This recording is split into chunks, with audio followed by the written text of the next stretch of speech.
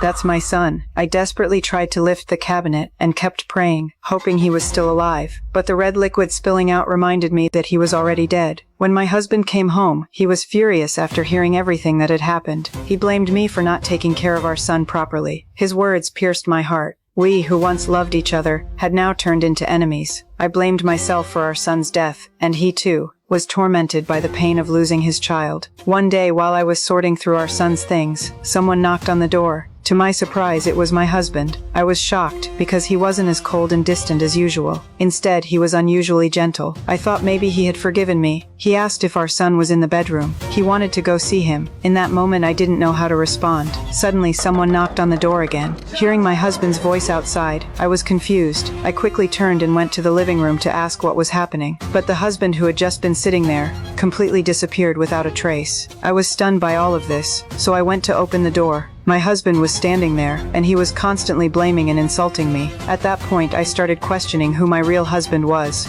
The next day, on my way home, I was stunned to see the cabinet from my house on the street. Then the cabinet began to shake and it fell over. To my shock, two dark figures appeared behind the cabinet, but quickly those dark figures disappeared. So I rushed home, but that night, even stranger things happened. I had a nightmare while sleeping.